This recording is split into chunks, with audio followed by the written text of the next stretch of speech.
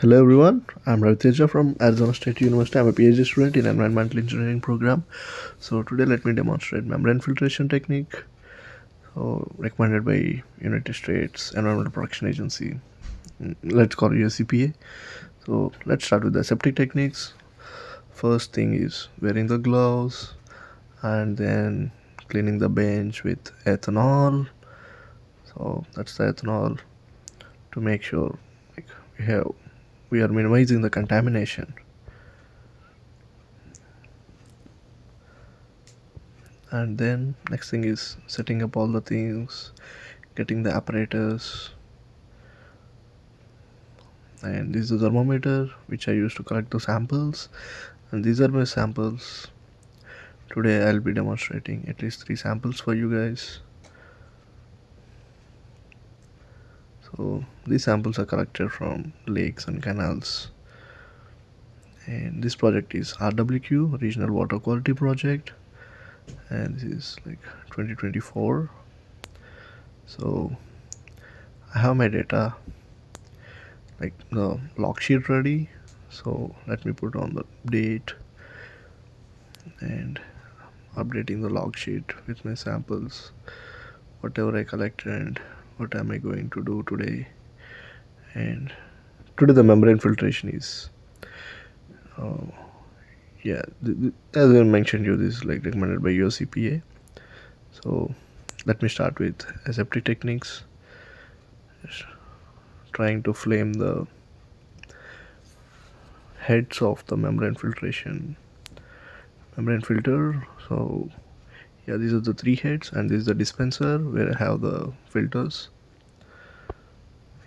I'm just removing the discs from the heads. So these are the forceps. I'm spraying some ethanol and flaming it to make sure it doesn't have any contamination, and then flaming the discs. Yeah, so let's believe the equipment doesn't have any contamination as I sprayed ethanol and flamed it. And then another small forceps. So let's go to the dispenser and plug the membrane filter. This filter size is of 0.45 nanometers, micrometers, sorry.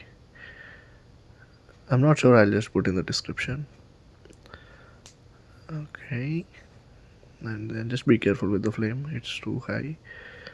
And then, yeah, as I mentioned you, we are following the USEPA technique. So they want us to report everything, whatever the water sample we collect, they want us to report in 100 ml. So we are testing with 100 ml of the sample. So today I collected samples from Savara Lake, Vadi River, and the other one is a small canal. So I have the cups which are autoclaved. As I mentioned, you aseptic techniques are made for microbiology to get rid of other microbes or contamination.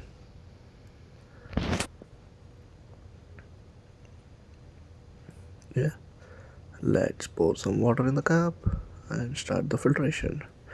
As I mentioned you, I'm from Arizona State University. So this is kind of a government project. It's like testing the regional water around Arizona. So the 3 main water sources for Arizona is CAP, Central Arizona Project, SRP, Salt River, and Verde River. Yep, I filled them with water. Oops, there's a small leakage. Let's fix it. And then let's look at the equipment. I think it's ready now. Yeah, the filtration is going on. Yeah, the flask is filling with water. Yep. Today we are working on coliforms and isolating E. coli. So the media which I am using is Brilliance, which is a selective media for coliforms.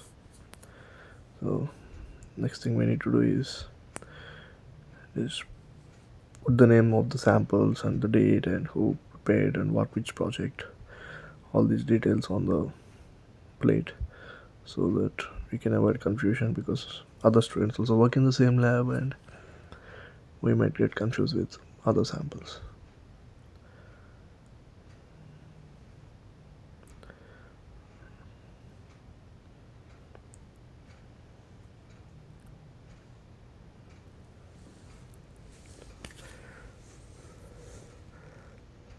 I just muted the original audio because I want to make sure everything is clear.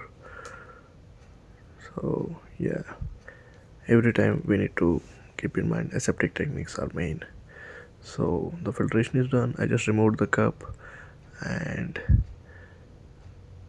picking the membrane filter and placing it on the media, the selective media Brilliance for the coliforms. So, and then again flaming it, and then removing the cup, picking up the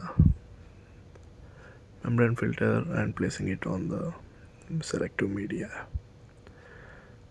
Same for the last one. As we all know, E. coli needs 24 to 48 hours time for so we can count the colonies, E. coli or other coliforms. So right now we are going to the incubator, just turning off everything. So the main thing we need to remember is we need to invert the plates. So these are called the petri dishes and we can call them as plates. So you need to invert them, just making sure it's less contaminated in the incubator. So trying to seal it in a bag. Even incubator may have some germs in it. So, and naming with a tape for the samples. Yeah, we are writing it's for Coliform and RWQ project, today's date and the counting date. Yeah, so I mentioned after 2 days, that's 48 hours.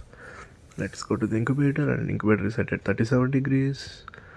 It's optimum temperature for incubation. Yeah, and everything is done. Thank you.